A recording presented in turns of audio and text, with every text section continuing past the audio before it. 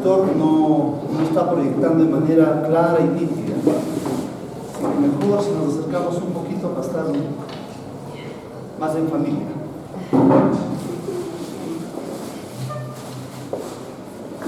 Bien, ya se nos pide que iniciemos, así que vamos a dar inicio a la exposición del día de hoy. No sin antes hacer un comentario. Como hombres de derecho, ¿son todos abogados acá? ¿Estudiantes? ¿Estudiantes? ¿Todos? ¿También? ¿Estudiantes? Vale. Como futuros abogados, tenemos que siempre estar nosotros atentos a lo que ocurre pues, en la coyuntura nacional, ¿no? Y como ustedes han visto, en estos días se ha producido un disloque, ¿no?, del Estado constitucional, para muchos justificado, ¿no? Si nosotros hacemos encuestas en las calles, vamos a encontrar, seguramente este domingo van a pasar las encuestas, ¿no?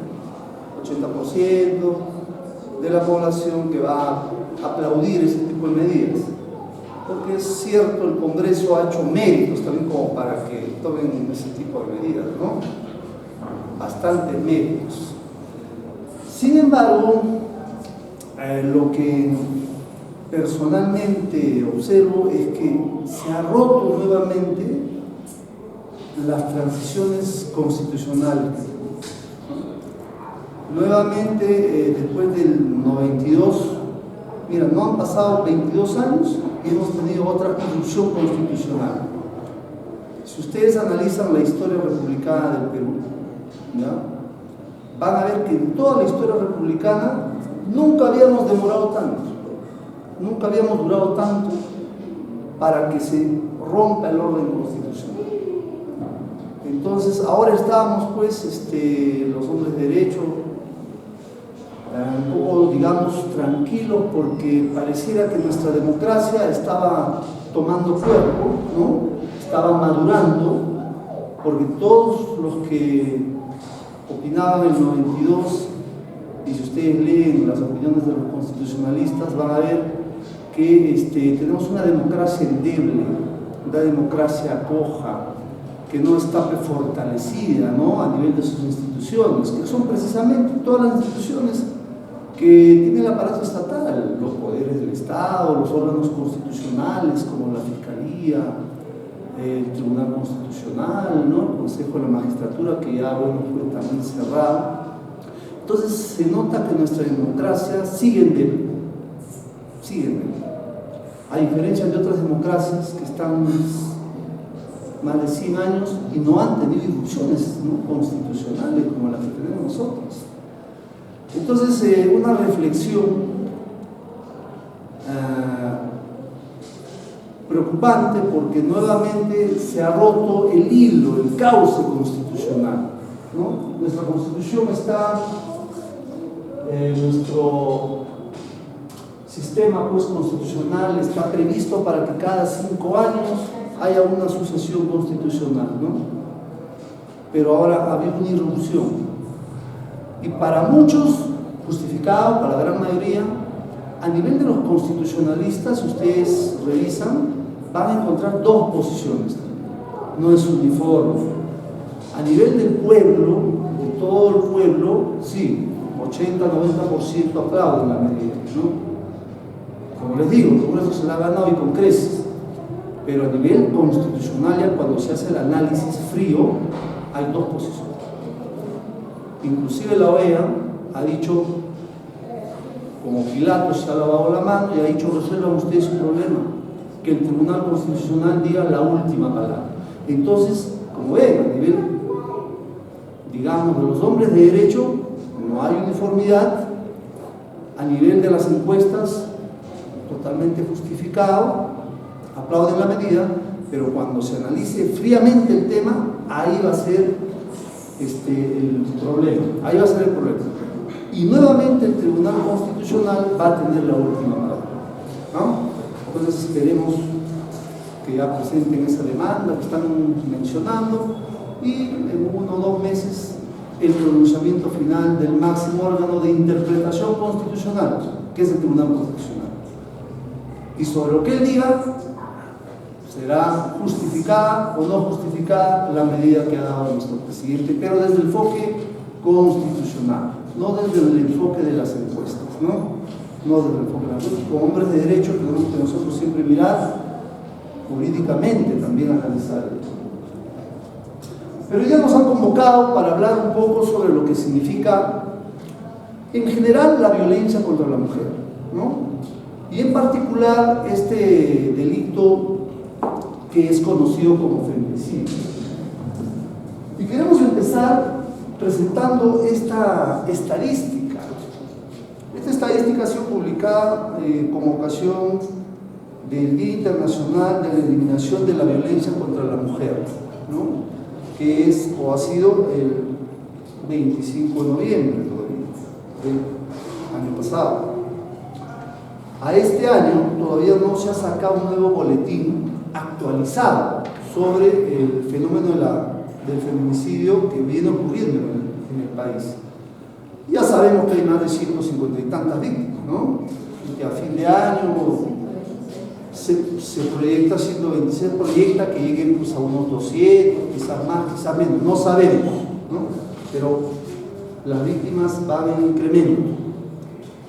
Esta estadística que está trabajada al año pasado nos presenta, por ejemplo, en el tema de feminicidio, 1.167 casos de mujeres que han sido asesinadas,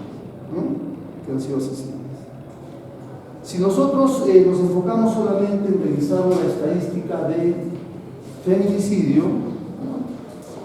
vamos a encontrar, ahora este es en el periodo 2009-2018, son casos registrados, son casos oficiales, o sea, esta es la información, digamos, la estadística oficial. Puede existir una estadística o una cifra oscura, sí, puede ser que muchos casos hayan pasado no como feminicidio, sino muchos casos hayan pasado como homicidio, muchos casos, seguramente, pero esta es la estadística oficial, la que maneja ¿quién? La Fiscalía. Nosotros somos los que precisamente procesamos este tipo de casos. Así que cuando a nosotros nos pregunten, esa es la información que nosotros damos, no podemos dar otra. Como les digo, hay una cifra negra seguramente, que ha pasado como suicidios, que ha pasado como homicidios, que han pasado como lesiones graves seguidas de muerte, seguramente, pero como feminicidio, estas son las que han pasado. Entonces, por eso es que parte de lo que vamos a ver más adelante es justamente la estructuración de políticas que hagan un adecuado registro de los casos de feminicidio, para que tengamos estadísticas quitándole un poco la cifra oscura de la criminalidad, la cifra negra, lo que no se registra como debe registrarse para el sistema, por muchas cosas, por muchos motivos, pero no se registra. Entonces, si nosotros vemos de estos 1.167 casos, el 80% de estos casos han sido feminicidios íntimos, feminicidios provocados por la pareja, el conviviente, el enamorado, el esposo, feminicidios que se han suscitado en el entorno familiar, y exparejas, por ejemplo, también personas que han tenido hijos o han sido enamorados, etcétera, por haberlos abandonado, reaccionan a veces de esta manera y cometen los feminicidios. Entonces, el 80% estamos hablando de feminicidios de manos de parejas o exparejas. 6 de cada 10 víctimas de este total,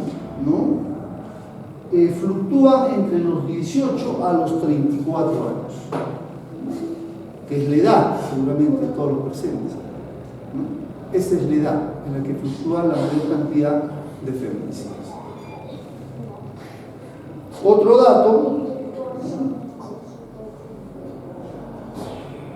para más o menos ir tomando conciencia de lo que se trata esto, por ejemplo, solamente un 5.6% de un conocido, que ha sido víctima por un conocido. un 4.6% por gente desconocida. Pero el dato que más llama la atención, un 9% por familiares del entorno familiar, ¿no? Personas del entorno familiar. Un familiar, un hermano, un primo, ¿no?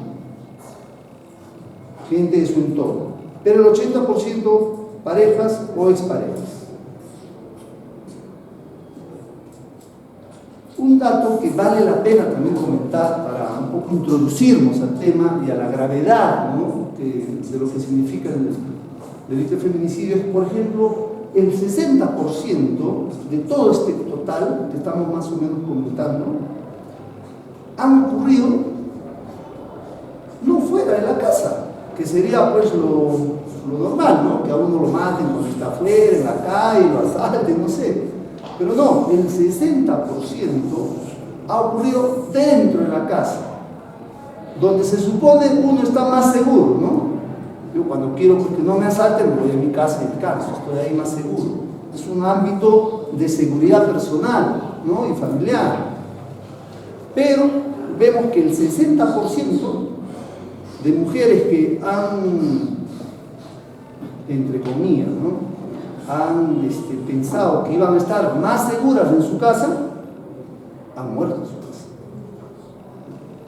Y un 40% han sido feminicidios en distintos entornos ajenos a nosotros. ¿Se dan cuenta? Entonces la cosa es seria, ¿no? La cosa es seria. El enemigo está dentro de casa, no está fuera de casa. ¿Se dan cuenta? Entonces la cosa es sumamente preocupante. Y en el tema de violencia familiar, que son lesiones, agresiones, la realidad no es distinta. Si nosotros, por ejemplo, analizamos el tema de violencia familiar, lo que son ya lesiones y agresiones, ténganse en cuenta que, ya les dije, hay una cifra negra que muchas lesiones seguidas de muerte pueden haber sido feminicidios, pero se han considerado como otro tipo de delitos.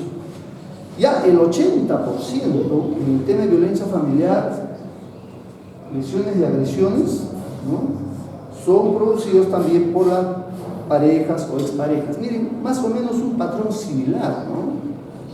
Muchos de estos, quizás con tendencia a que se conviertan en eventuales feminicidios, ¿no?, pero que no han llegado a eso, han llegado a un tema de agresión. Porque entendemos nosotros que el tema de la violencia familiar o el tema de las agresiones a la mujer y al entorno del grupo familiar es un proceso cíclico, es un proceso circular que más bien va incrementándose antes que descendiendo, ¿ya? Eso es algo importante que debemos tomar en cuenta. Igual, 61% víctimas entre 25 y 55 años de edad en el tema de agresiones y lesiones por violencia familiar, como le llamaba anteriormente la norma. Ahora es agresión a la mujer y a los integrantes del grupo familiar, ¿no? Inicialmente era violencia familiar. Pero miren ustedes cómo es que más o menos guarda un patrón similar. En la Fiscalía, por ejemplo, por este tema de lesiones y agresiones, se han registrado 441.741 casos. Miren la cantidad de casos, ¿no? Si nosotros revisamos el plenario 9/2019 que se ha publicado hace poquito sobre agresiones, el artículo 129 del Código Penal, vamos a ver ahí que la estadística que hace la Corte Suprema es que en los últimos 3 años y en lo que va de este año ya han pasado más de 150.000 casos de denuncias por agresiones a la mujer o integrantes del grupo familiar. Miren la cantidad de casos, ¿sabes? Y esos casos van a terminar pues, finalmente en el Poder Judicial. Estos casos nos dan a nosotros una muestra de la magnitud del fenómeno. O sea, para muchos, especialmente los varones, este fenómeno no pareciera pues tan grande, ¿no? No pareciera tan grande. Pero cuando tú te pones a analizar las cifras, ¿no?, encuentras que la cosa es seria. Encuentras que en realidad hay un fenómeno que debe ser abordado por el Estado. La cosa es grande.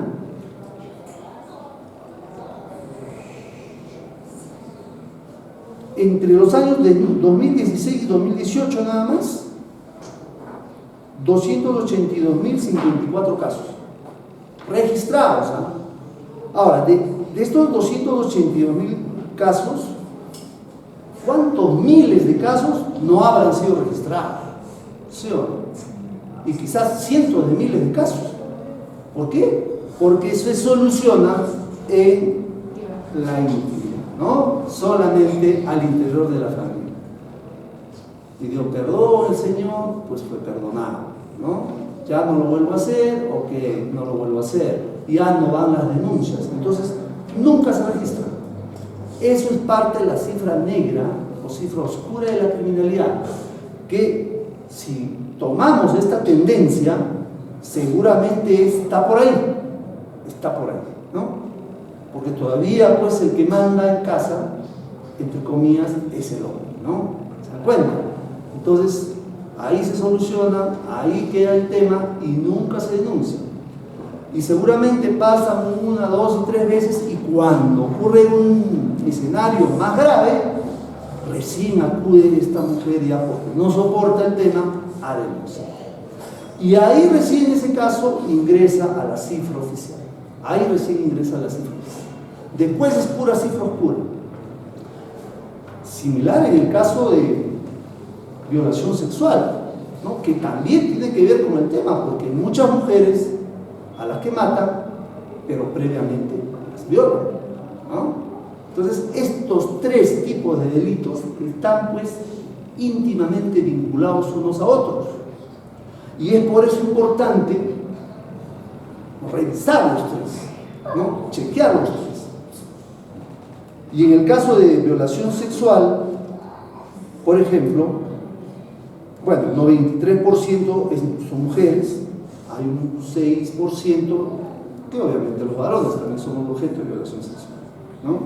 Pero si vemos que el 93 o 93% son mujeres, entonces la balanza se inclina por ahí, ¿no? La balanza se inclina por ese lado. En la fiscalía, cada hora, ¿no?, se registran 3 denuncias por violación sexual. O sea, en lo que vamos a hablar ahora esta charla, por lo menos 6 denuncias ya están siendo registradas por violación sexual en la fiscalía, ¿no? Siempre haciendo un punto aparte la cifra negra. En muchos casos nosotros hemos tomado conocimiento que quedan en casa, ¿no? Papá violó a hija o sobrino violó a sobrina, vienen los hermanos, los tíos, perdón, no vuelve a pasar, falta de información, no sé, etcétera, etcétera, y queda ahí, ya hijo, ya, no lo vuelvan a hacer, ¿no? Y queda ahí. O sea, la cifra negra del crimen es siempre grande en estos tipos de delitos. En otros delitos casi todo se denuncia, el robo, el hurto, etcétera, ¿no? Casi todo va a los registros.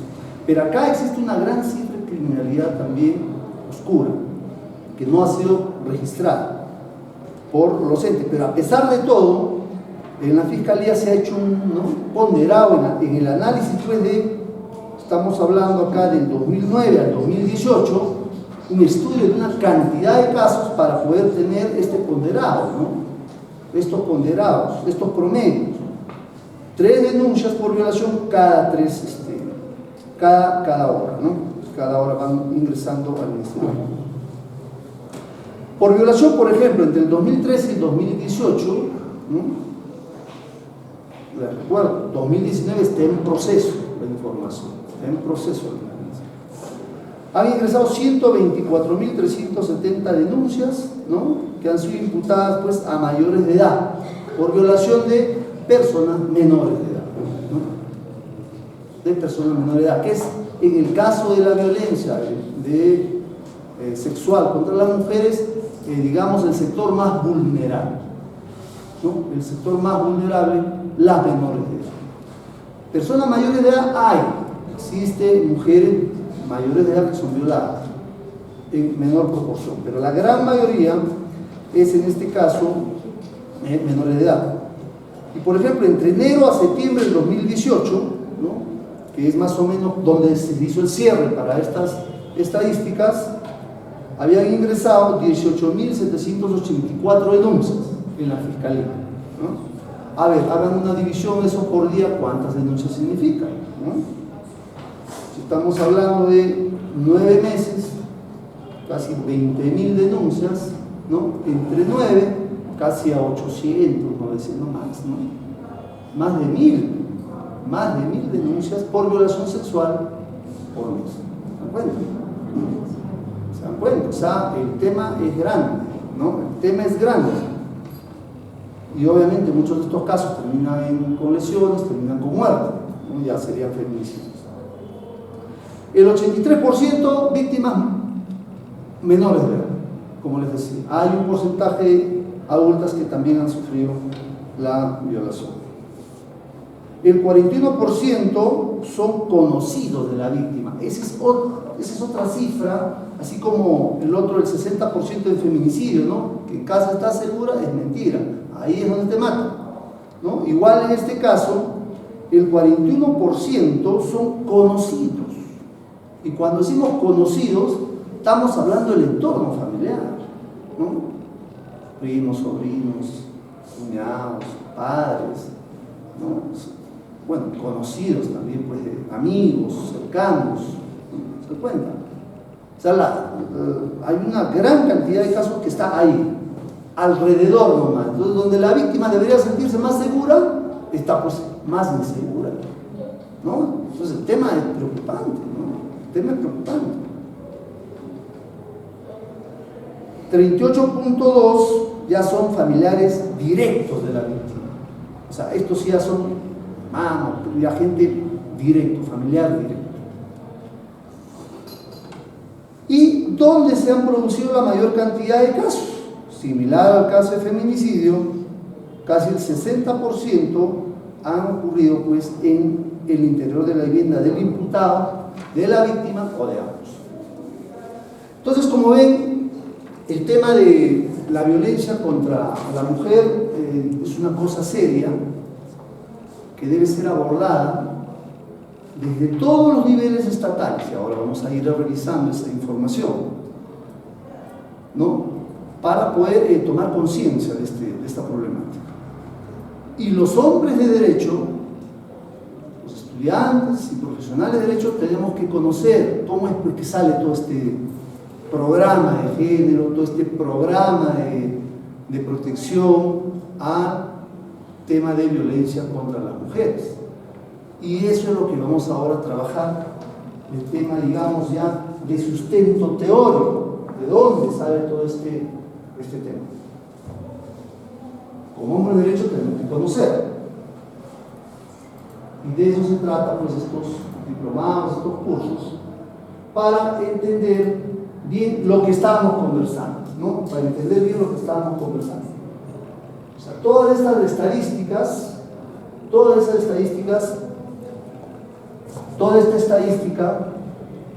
ha hecho que se instrumentalice todo un sistema, ¿no?, de conocimientos jurídicos, que es a partir de donde tenemos que afrontar nosotros, hombres de derecho, operadores jurídicos, jueces, fiscales, abogados, estudiantes de derecho, la problemática. ¿Quiénes son los llamados a pronunciarse sobre estos casos? Son, pues, nosotros. Conocemos cómo es que está produciéndose este fenómeno. La clase política reacciona en base a estadísticas, en base a encuestas. Entonces, los operadores, la policía, somos los que estamos cerca al fenómeno y por lo tanto tenemos que trabajarlo desde todos los ámbitos. En cuanto a los aspectos político-criminales, ¿no?, que tenemos que tomar como base, o sea, ¿cuál es la fundamentación del Estado para que podamos nosotros abordar la problemática del feminicidio? Y veremos más adelante el enfoque de género, que es nuevo, ¿no?, y que mucha gente no le gusta, ¿no? A mucha gente no le gusta escuchar eso. Bueno, algunos tienen sus enfoques, y también yo, digamos, cuando la perspectiva de género es utilizada desde el plano político, ahí es un problema. Ahí es un problema. Pero cuando la perspectiva de género se utiliza para este tema, eso está muy bien. ¿Se dan cuenta? Porque puede ser utilizado y va a ser utilizado políticamente. Y como sabemos nosotros los políticos, pues, para obtener más votos, pueden distorsionar el enfoque, ¿no? Esa es la gran problemática. Pero ese enfoque aplicado al tema de violencia contra la mujer cae como anillo al dedo a la sociedad peruana. Cae como anillo al dedo, porque estamos nosotros en una sociedad absolutamente machista, ¿no? Absolutamente machista. Una sociedad patriarcal. Ese rollo, ese chip, bien difícil de quitar. Bien difícil de quitar. Porque así nos han criado, así nos han educado, ¿no? Y así se han formado nuestras conductas, dependiendo del hogar en que vengamos. Hogares más machistas, más patriarcales, hijos igual, ¿no? Con las mismas actitudes del papá, con las mismas actitudes de la familia, ¿sí o no? Hogares con menos énfasis de esto, entonces otro tipo de visión, más horizontal. Y así se va formando la familia, y así se va formando la sociedad.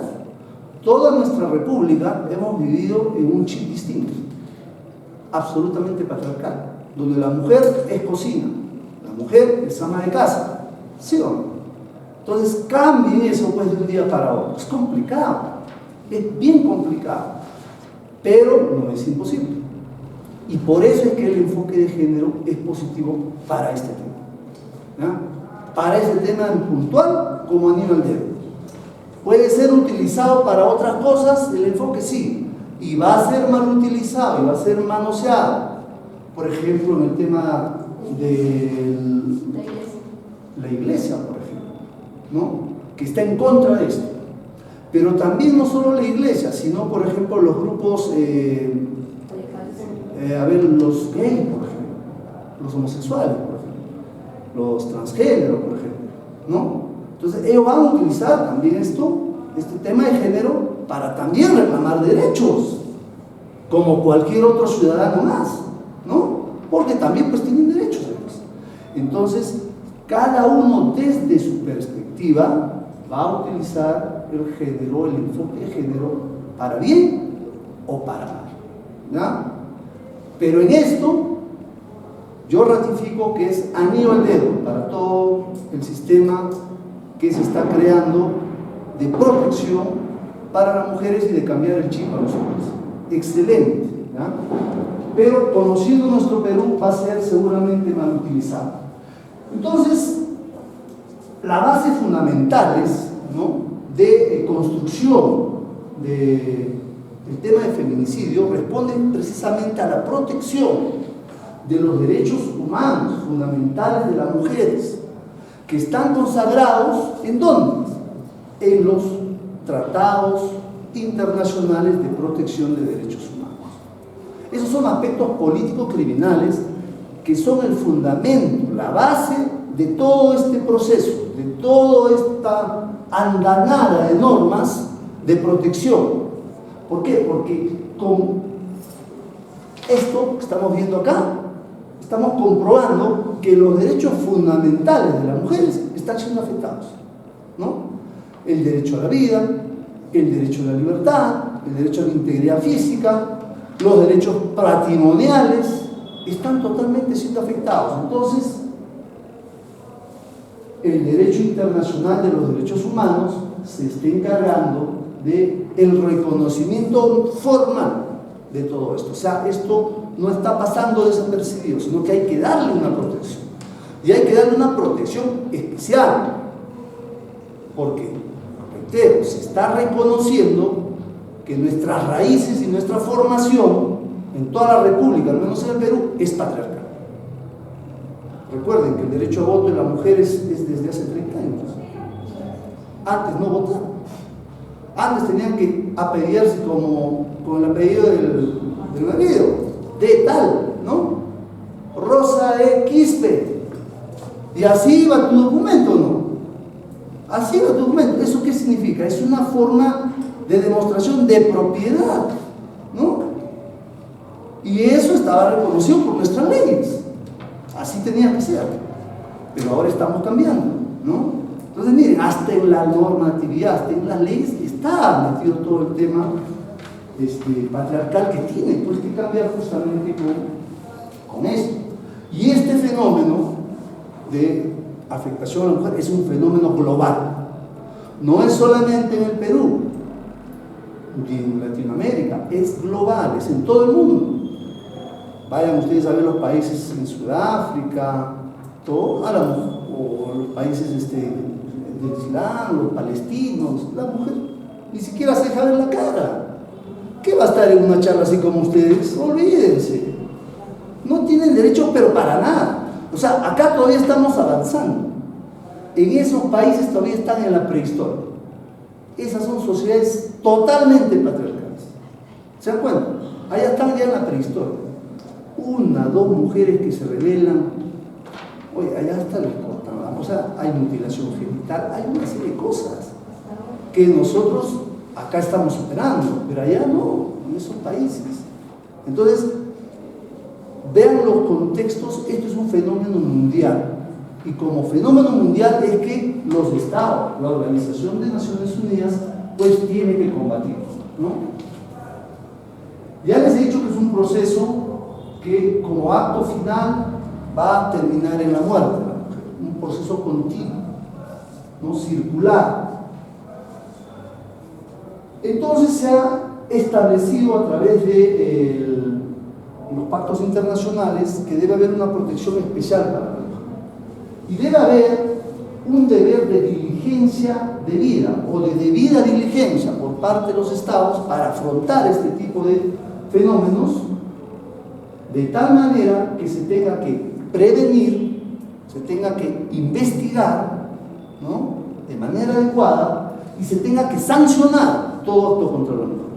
Ese es un deber fundamental del Estado, porque si nosotros vemos impunidad alrededor de las actuaciones de los fiscales, de los jueces, de las policías, que somos los operadores que estamos en medio de esto, entonces las políticas no van a avanzar.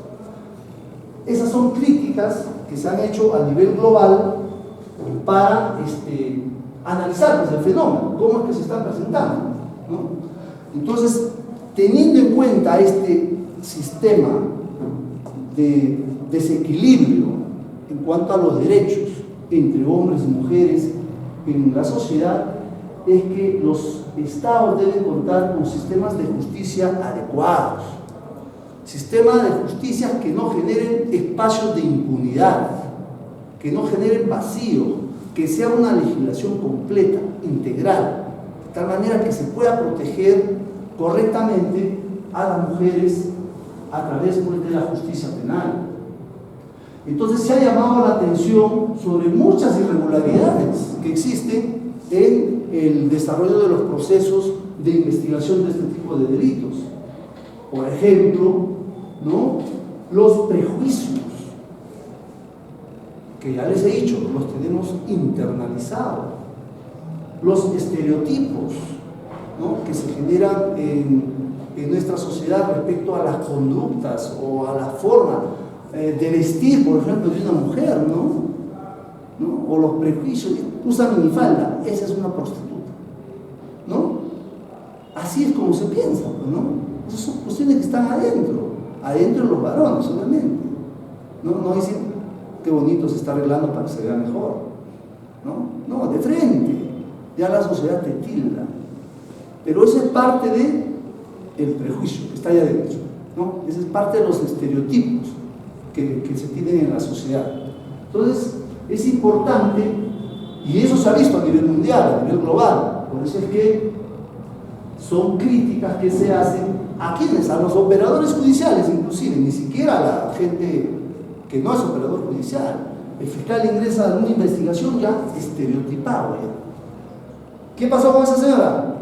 La agredieron, le tiraron con palo ahí en la espalda y tiene unas lesiones en las piernas. ¿Qué habrá hecho? Miren, ¿no? El fiscal ni siquiera investigó, no sabe nada. ¿Qué habrá hecho? ¿Para qué se porta mal? Imagínense, miren, ¿cómo vas a empezar una investigación de esa manera? Ya estereotipada, prejuiciada. Entonces, no vas a hacer una buena investigación, ¿sí o no? Eso es lo que se critica. Y eso se ha observado en los operadores policiales, en la policía, especialmente, ¿no? Viene la señora a denunciar, señor, me tiene un puñete, mi marido, acá. ¿Qué habrá hecho? Pues señora, ya vaya y lave, si no vaya mañana regresa. ¿Sí o no? Entonces muchas de esas víctimas, ya señor, está bien. Se van porque creen que ya, así está la cosa, ¿no? Es normal. Y después ya no vuelve a denunciar. Esos son los prejuicios, ¿no? Esos son los estereotipos que se tienen que cambiar. Las prácticas, ¿no?, que se tienen que cambiar, que obviamente impiden que las mujeres ejerzan pues sus derechos con libertad, y también impiden que se llegue pues a sancionar realmente de la manera más justa y apegada a ley a las personas que incurren en este tipo de delitos. Entonces, esos son problemas que se han enfocado desde el punto de vista político-criminal y que deben ser abordados por todos nosotros para entender bien el fenómeno. Si esto lo captan todos, entonces empezamos a cambiar de actitud, a cambiar de comportamiento, a cambiar de forma, a cambiar nuestros chips, nuestros estereotipos, nuestros prejuicios, ¿no? Pero eso tiene que ser en toda la sociedad. Somos beneficiados los hombres de derecho a veces de tener acercamiento a este tipo de conocimientos, o las personas que estudian psicología o las ciencias sociales, pero el resto de la población no llega a esto. ¿Se dan cuenta? Entonces tenemos que hacer un efecto multiplicador para que este fenómeno cambie. Tenemos que, ¿cómo llegar a las comunidades de Parras, Totos, Ocos, Tafisalcas, donde en la comunidad campesina quien manda es, ¿sí o no? Ahí es peor, ¿eh? Peor. Si en las ciudades vemos eso, en las comunidades campesinas es mucho. Entonces es bien difícil el proceso de cambio, pero de eso se trata. De eso se trata la historia, ¿no? De eso se trata, de ir avanzando y de ir cambiando todos estos tipos de comportamientos en nuestra sociedad. Hay demoras en la iniciación de las investigaciones, ¿no?, que han sido observados. Ingresa un caso a la fiscalía, ok, ya le dieron su reconocimiento médico legal a la señora, pero para empezar a actuar, no, tenemos que calificar todavía, ¿no?, 3, 4 días, pero como hay turno, hay otro caso más importante, ya lo vamos a ver, a los 15 días, recién estamos viendo el caso. Bueno, acá hay que aperturar investigación, a ver, que nos den el resultado. 3 por 6, 3 días de detención corporativa, 6 días de incapacitación temporal. No, esto no pasa nada, otro caso más importante. Así, ¿no? ¿Se dan cuenta? Cítenla a la señora, ya, en 15 días. Ya pasó un mes, ¿eh?, de producidos los hechos. Al mes recién la citamos en la gravedad. Y esa gravedad ya no te va a contar por lo que le ha pasado, ¿no? Ya no te va a contar. Va a venir ya con otra historia, otro relato ya. Quizás el mismo marido le dijo, ya, disculpa, anda, declara de que te has caído. Vienen, ¿y qué te pasó? No, estaba bajando el escalera, me tropecé y me chanqué. ¿Pero y por qué has denunciado? No, es que estaba un poco con cólera porque había discutido con mi esposa. Miren, ¿eh? Entonces, archivado el caso. Chao, un caso menos. Así es como se camina. Así es como se demora el inicio de las investigaciones. Por eso es que deben ser, pues, de forma inmediata y urgente, ¿no? Y hasta hoy día está pasando cosas así, ¿eh? Por ejemplo, La evaluación psicológica, por ejemplo, ¿no? Porque el tema del fenómeno de la afectación psicológica es grande ahora. Insultos, denigraciones, etc. Van a la policía les da su oficio para que pasen su examen psicológico, su evaluación psicológica. Y esta señora y le indica, bueno, usted vaya pues acá a la fiscalía, ahí le van a atender. Va a la fiscalía. Señor, mi examen, ya, ok. ¿Hay detenido? No, no hay detenido. Ya. En 30 días regresas para tu evaluación. 30 días. Ya le faltó toda la afectación, ya le pasó todo a esa señora, ¿no? Y efectivamente en 30 días regresa. Resultado, no presenta ninguna afectación emocional ni cosa por eso. No tiene nada. ¿Pero qué va a tener? Pues si ya pasó ya, ¿no? ¿Se dan cuenta? Así es como está funcionando el sistema. Entonces es un problema. Demora en el inicio. No hay una actuación inmediata. No hay una actuación inmediata, ¿no? En el caso de los exámenes médicos legales, bueno, sí se está pasando en el día. Pero de ahí, si no hay detenido, para que declare esa señora, ya empieza la demora. Entonces, si todo el círculo funcionara en el día, ¿no? Entonces la cosa cambiaría.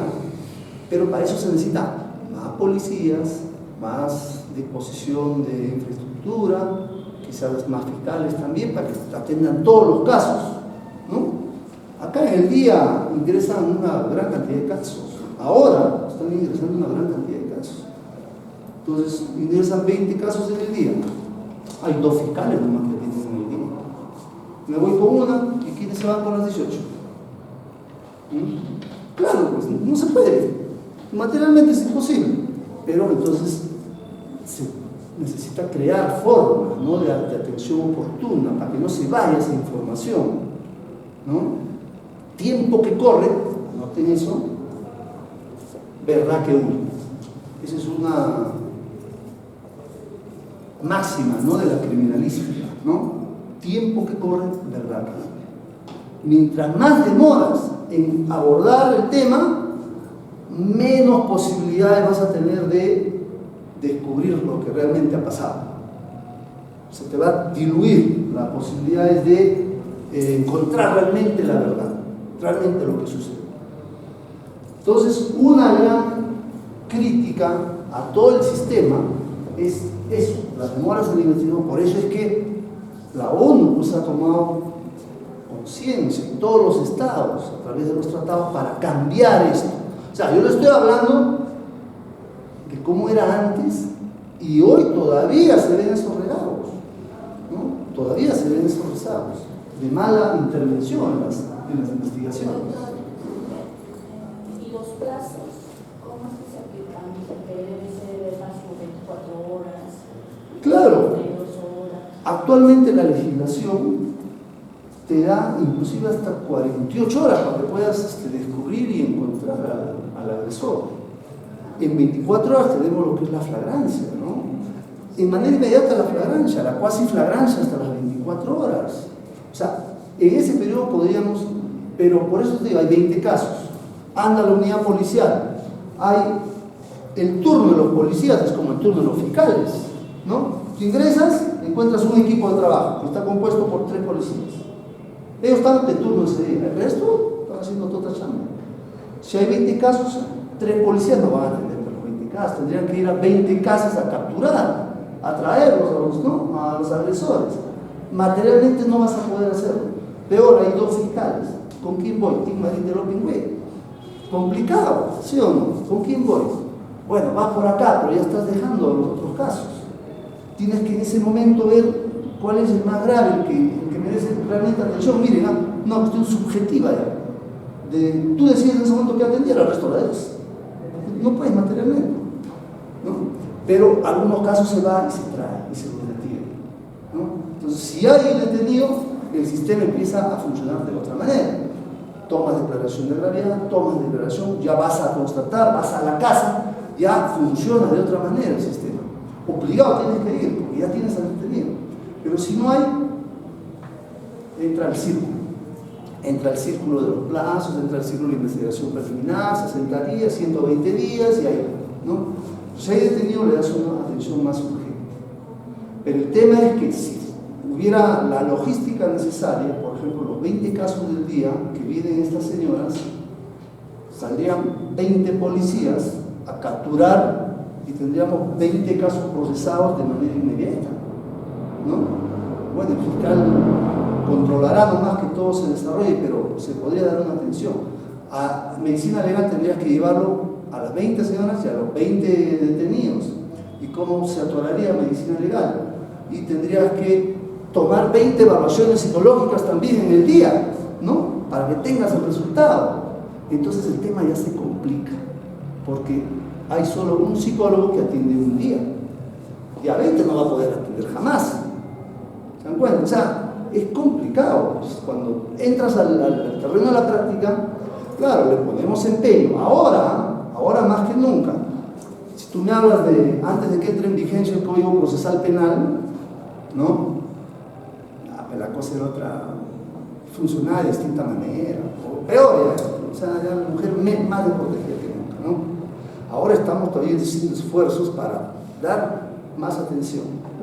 Antes entraba al círculo, como les decía, ya que vengo, calificabas en 15 días, en 30 días su declaración, en 60 días recién lo traías al agresor, y al final no pasaba nada. O sea, el sistema complicado.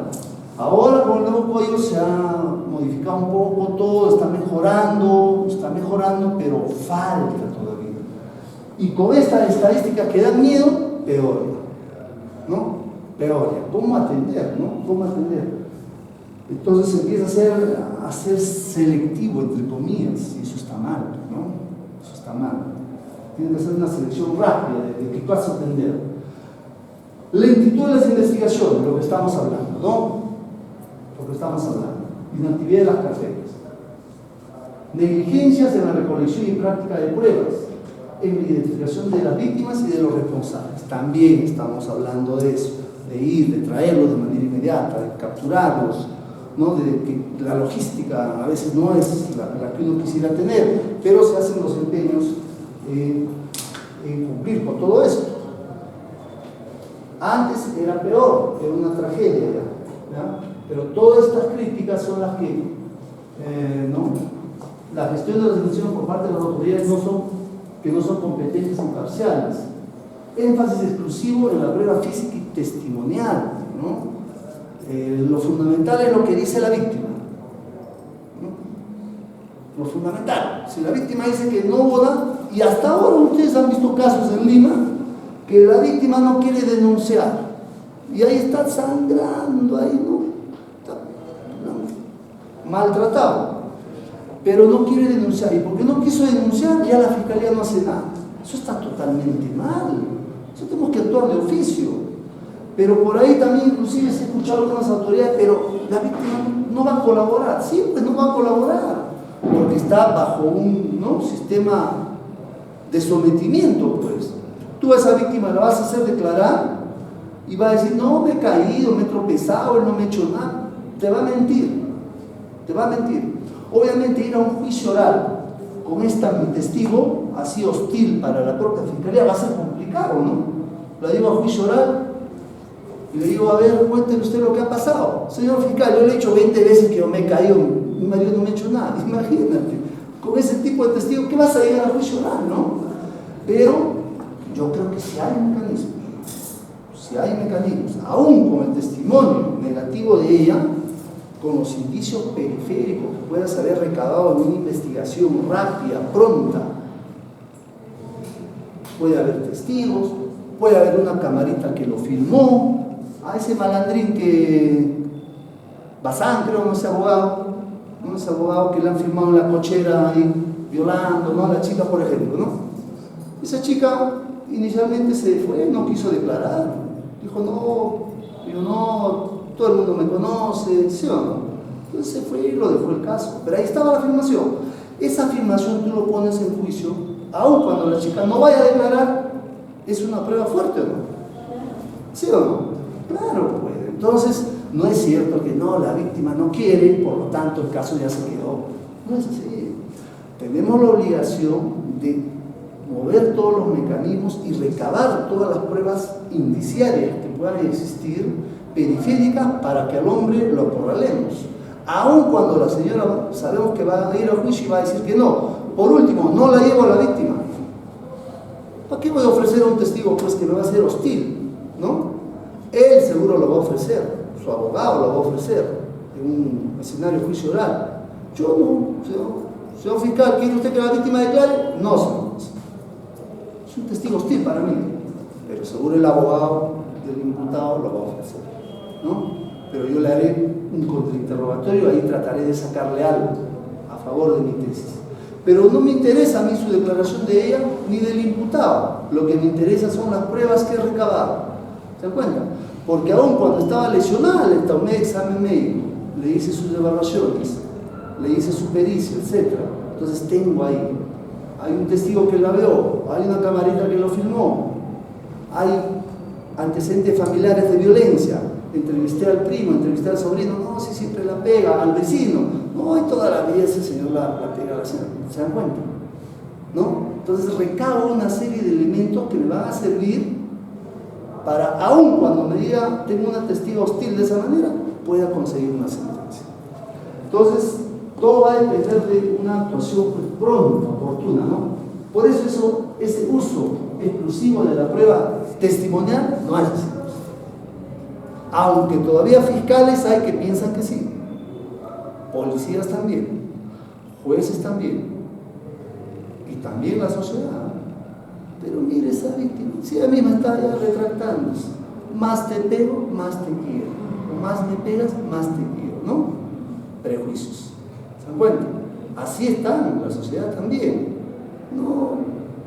¿Se dan cuenta? Entonces, esos temas que están metidos en nuestro cerebro y que tenemos que resetear son los que se trabajan con el enfoque de género.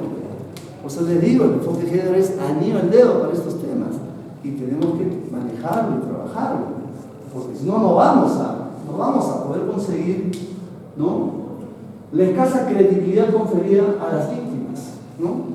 No se les cree, pues. No se les cree. ¿Por qué? Por los prejuicios, ¿no? Tanto así que la Corte Suprema tenía que dar este acuerdo plenario, ¿no?, el 2005, para ver algunos elementos que puedan hacer que ese testimonio sea creíble, ¿no? En el caso de violación de menores, por ejemplo, esto se dio, no tanto por el tema del feminicidio, sino este acuerdo plenario se dio por el tema de la violación, ¿no? La menor dijo que sí, me violó, etcétera, etcétera, contó, luego iba a juicio, y en juicio decía, no me ha violado, que mira, yo tuve relaciones con mi enamorada, sino que en ese momento estaba con cólera, mi papá me dijo que lo abuse y lo abuse. Imagínense. Entonces, con ese testimonio segundo, se archivaba el caso, absuelto, ¿no? Absuelto. Con el segundo testimonio, el primero no servía para nada. Cambia ahora, las corrientes jurisprudenciales dicen que ese testimonio primero es el que vale. Ese testimonio, rodeado de ciertas corroboraciones periféricas, con ese testimonio nos quedamos. Y es suficiente para romper la presunción de inocencia del acusado. ¿Se dan cuenta? Ha cambiado, ahora ha cambiado, pero antes no, antes con el segundo testimonio, absuelto el señor, chao. Ahora va a juicio y se desdice, la menor, por ejemplo, no señor, no fue él, fue mi enamorada, se establece por cólera, entonces el juez ya por este segundo testimonio no lo va a absolver. Si lo absuelve va a ser por una evaluación integral de todo. Pero a este testimonio primero se le da validez. Y es más, miren cuánto ha avanzado esto, ¿no? Ahora esos testimonios son en cámara GES, ¿no? Son en espacios especiales. Y ese testimonio se utiliza como prueba anticipada, inclusive. O sea, ya no necesito ni llevarla a la víctima a juicio, ¿no? Solamente presento el video, la filmación, ¿no?, donde ha prestado su testimonio, y eso lo presento en juicio. Muerto el hombre. Porque sé que esa víctima va a ir allá y me va a hacer quedar mal. Se va a desdecir. Entonces ya no la llevo. ¿Para qué la voy a llevar? Si ya tengo una prueba ahí que me sirve para juicio. ¿Se dan cuenta? Pero antes pues no era así. Ahora estamos mejorando. Y a las víctimas de feminicidio también las podemos llevar a cámara GES. También las podemos llevar a cámara GES. ¿Se dan cuenta? Cosa que ese testimonio quede ahí. Ya a juicio ya no lo ofrezco del testigo. Ya no necesito, ya tengo la prueba de su propio testimonio de cómo ocurrió cosas. Pero hay que hacerlo, ¿no? Muchos fiscales no lo hacemos, no lo hacen. ¿Ah? Entonces hay que hacer, ya hay esas herramientas. Todo eso ¿para qué? Para darle más credibilidad al testimonio. Ese es otro rezago de la sociedad patriarcal, que tiene que ir, como les digo, cambiando, ¿no? Vamos a ir avanzando.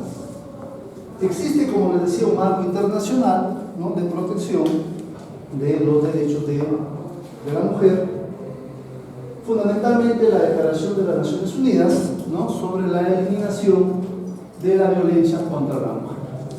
Ustedes pueden entrar a internet, conseguir esta declaración y darle una revisada, darle una leída, ¿no?, porque son muchos artículos. Pero lo que nos importa es cómo define la violencia contra la mujer, ¿no? Y ahí le damos una definición. Y esto es para todo el mundo, ¿no? Bueno, para todos los países que están en la ONU, ¿no?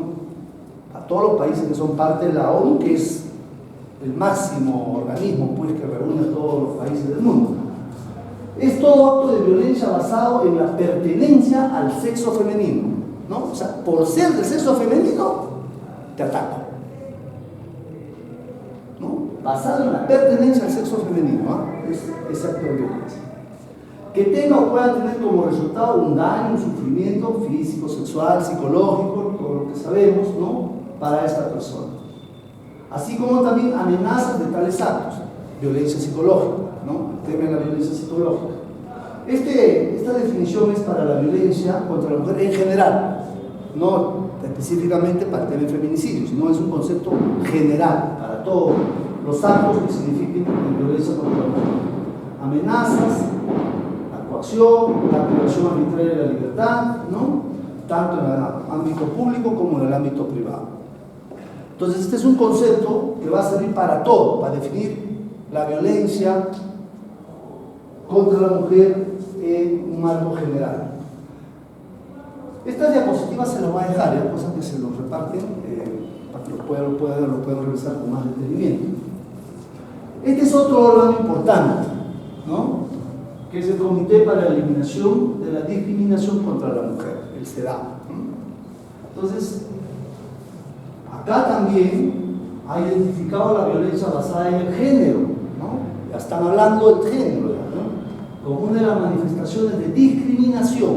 O sea, el tema de la discriminación, ya otro concepto fundamental que ingresa para las definiciones de lo que es el tema de género también.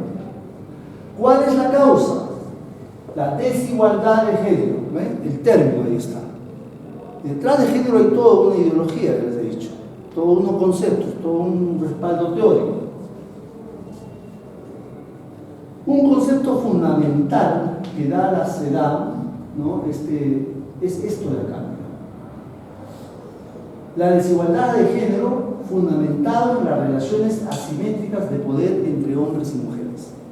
Eso en cristiano es el patriarcado, ¿no? Eso en cristiano es el patriarcado. Esas relaciones asimétricas que existen entre hombres y mujeres y que son culturales, históricos, no es de hoy día.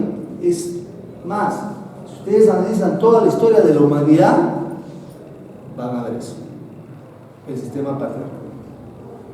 Entonces hay que ir cambiando los chips,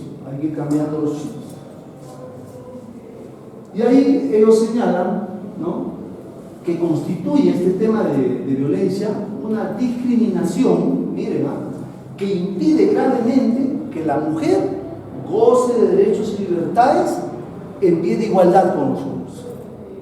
Entonces, esa relación asimétrica de poder que está en el chip de la cultura peruana, mundial, social, impide pues que las mujeres ejerzan de manera adecuada, ¿no?, en igualdad de derechos de los hombres, en igualdad de libertades que ejercen los hombres, ¿no?, que ellas se desempeñen en la sociedad. ¿Se dan cuenta? Entonces, ahí está el chip. En esa discriminación, en esas relaciones asimétricas de poder entre hombres y mujeres, ahí está. Ese es el tema que tenemos que cambiar. Ahí es donde el género, este enfoque de género, ingresa. Eso es lo que quiere cambiar el profesor. Porque si tú cambias esas relaciones asimétricas de poder, cambiaste el chip. Cambiaste totalmente la forma de ver, la forma de relacionarse entre hombres y mujeres. Cambias totalmente, más horizontal, ya no vertical. Ya la mujer no lo va a ver así al hombre, sino de manera horizontal. Ni el hombre lo va a ver para abajo. ¿Se dan cuenta? Ahí está la clave de todo esto. Y también señala, ¿no? La discriminación de género, ahí está. Toda distinción, exclusión o restricción basada en el sexo, que tenga por objeto o por resultado menoscabar o anular el reconocimiento, goce, ejercicio de la mujer, independientemente de su estado civil, sobre la base de igualdad del hombre y la mujer. Obviamente en base a los derechos humanos y afecta pues todas esas libertades que se están señalando ahí. Y también existen otras recomendaciones que da la CEDAW con relación a la protección de la mujer. Estas son declaraciones de carácter internacional. Se supone que todos los estados tienen que seguir estos lineamientos, ¿no? Si tú eres parte de estos tratados, eres parte de la ONU, tienes que seguir esos lineamientos y tienes que tu normatividad interna adecuarlo a eso. Nosotros hemos estado fuera de este escenario, a pesar de que son declaraciones de hace muchos años, ¿no? Entonces recién el Perú está entrando a tono con esto. Esto ya estaba ya puesto en el mundo, ¿no? Pero los estados lo adoptan dependiendo de sus circunstancias sociopolíticas también, ¿no? Y demoran en acatar también estas directrices que son de aplicación mundial. Nosotros recién hemos entrado en la danza, ¿no? Recién hemos entrado en la danza del tema de género y de protección más integral a la mujer. Entonces tenemos que esperar varios años, muchos años para ir cambiando el chip a todos los machistas en general. La Convención Americana de Derechos Humanos, que obviamente, como sabemos, reconoce todos los derechos, no solamente de mujeres, sino de hombres y en general, de toda la sociedad, de todos los que forman parte del Estado. La Convención Interamericana, esto es importante porque esto lo utilizan bastante, ¿no? En el tema de defensa o de enfoque de género. Convención Interamericana para prevenir, sancionar y erradicar la violencia contra la mujer. Esta es una convención exclusivamente para proteger los derechos de la mujer. Es la Convención de Belém do Pará, ¿no? De Brasil. Y acá es donde se obliga al Estado a actuar con la debida diligencia. Ese concepto es fruto de Belém do Pará y también están las otras convenciones, pero a partir de esta convención es de donde se ha exigido más a los Estados una actuación diligente para prevenir, investigar y sancionar la violencia, ¿ya? Contra las mujeres en todas sus formas. Entonces, esta convención Belém do Pará es importante porque a partir de ahí se habla de la debida diligencia. Y vamos a ver más adelante el caso algodonero, justamente que tiene pues que ver con esta convención de Belém do Pará. La Corte Interamericana de Derechos Humanos, ¿no? Que todos conocemos, es un ente de justicia internacional aquí en este ámbito de América, y que ha tenido ocasión de pronunciarse en varios casos ya. Ustedes ingresen a la página de la Corte y van a encontrar varios casos donde se pronuncia sancionando al Estado, como este caso algodonero, por ejemplo, que es famoso. El Comité de América Latina y el Caribe para la Defensa de los Derechos de las Mujeres, CLADE, ¿no? Y en el 2011, ¿no? Se conforma este grupo de trabajo. En 2011, o sea, estamos hablando de hace, ¿cuánto? 8 años recién que estamos entrando en la danza nosotros de protección de derechos a la mujer, ya con esta otra estructura, ¿no? Con el enfoque de género. O sea, recién estamos en pañales, pero ahí están las recomendaciones, y esas recomendaciones son las que, y ahí está Perú.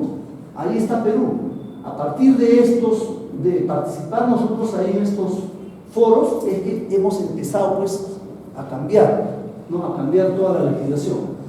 Elaborar un tipo penal, dice ahí, miren, en 2011, ¿no? Un tipo penal que evite contener elementos de carácter subjetivo que sean difíciles de acreditar, ¿no? Que te muestre un poco más sobre los elementos constitutivos del delito, para que sea fácil la acreditación de este tipo de delitos, no en la abstracción, no demasiado abstractos. Sin que ello signifique prescindir de aquellos de carácter social que son propios del feminicidio, claro, porque en el feminicidio hay otros elementos de carácter cultural y social, ¿no? Que son justamente esas relaciones de desigualdades de poder y de la misoginia. El tipo penal debe llevar implícito todas las características del evento, o sea, un tipo penal que sea claro, que te describa bien los elementos constitutivos pues, de este delito. Lo que no teníamos, ¿no? Lo que no teníamos. Señalar qué conductas impliquen los perpetradores del crimen y su relación con la víctima, antecedentes, las causas de muerte, o sea, las circunstancias agravantes que vamos a ver que sí se han colocado hoy ya en nuestro Código Penal, ¿no? Y da más recomendaciones, ¿no? El tipo penal, ¿no? Incluirse como elemento del tipo penal la muerte de las niñas, de las mujeres, además de incluir la tentativa, obviamente. Y bueno, da una serie de recomendaciones. Inclusive dice ahí, mira, se debe considerar al tipificar los supuestos establecidos por la Corte Interamericana de Derechos Humanos en este famoso caso Campo Algodón, ¿no? Este es un caso que siempre también se menciona pues, en este tipo de charla porque es un caso que ha significado una sanción por parte de la Corte Interamericana al Estado de México, ¿no? ¿Por qué? Por no haber actuado con la debida diligencia, ese concepto para prevenir, para investigar y para sancionar de manera oportuna este tipo de crímenes. Y acá se declaró la responsabilidad de este Estado. ¿Por qué? Justamente por lo que estoy hablando, ¿no? Esa falta de diligencia, en este caso de estas señoritas, Claudia Ibet, Esmeralda Herrera y Monarres. Se trata de 3 féminas, ¿no? Que más o menos en el periodo del 2011, 2010, desaparecen, ¿no? Ahí en la ciudad de Juárez. Ustedes saben que en esa época Ciudad de Juárez es terrible, hasta ahora, ¿no? Los cárteles, es terrible Ciudad de Juárez, ¿no? Vean esas series que pasan ahí, o sea, ahí el tráfico de drogas, el tráfico de inmigrantes es fuerte, ¿no? Entonces es una ciudad ingobernable. Entonces ocurre pues que en Ciudad de Juárez existía bastante este tema de matar a la mujer, desaparecerlas, etc. Y nadie decía nada. El Estado pues no investigaba, ya lo registraba así, hacían 2, 3 cosas para hallarlas y nunca las hallaban y ahí quedaba el caso. O sea, no se actuaba con toda la maquinaria, ¿no? Con toda la maquinaria que se tenía, pero a partir de justamente el caso de estas 3 chicas desaparecen y las encuentran pues que habían sufrido privación de su libertad, habían sido violadas y habían sido cruelmente asesinadas, las 3. Y los familiares de estas 3 señoritas van ante la Comisión Interamericana de Derechos Humanos y presentan su caso, ¿no? Se inician las investigaciones, después de 7 años más o menos de investigaciones a nivel de la Comisión, presentan la demanda a la Comisión ante la Corte Interamericana. La Comisión es el paso previo, ¿no? Es el paso previo de la Comisión. Presentan la demanda ante la Corte Interamericana y la Corte Interamericana pues se pronuncia. Y se pronuncia, ¿no? Y se pronuncia, como les he dicho,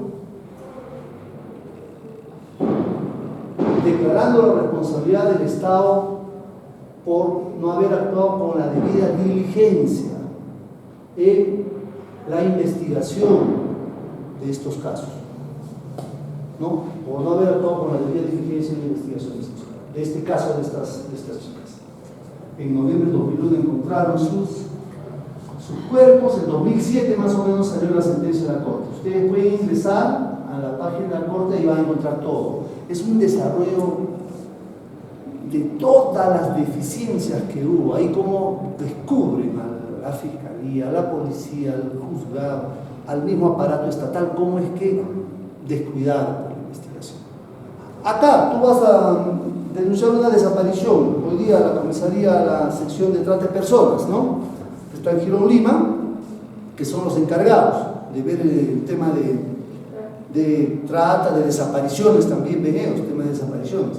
Va el papá, mi hija desapareció ayer, ya espere primero 24 horas, luego regrese. O sea, de entrada nomás ya lo están despachando al papá, ¿no? No, porque ese es el prejuicio. Seguro está con sus amigos, seguro se ha quedado tomando por ahí, etcétera, ¿no? El prejuicio. Regresen 24 horas, regresen 24. Ok, ya ven, ya tráigame una fotografía de su hija, pues ¿dónde estaba? Hace un pequeño relato, ya, muy bien. Y sale la orden de búsqueda, supuestamente. Pero sale la orden de búsqueda. Dice, la fotografía lo vamos a enviar a nuestras bases, a los patrulleros, lo vamos a enviar.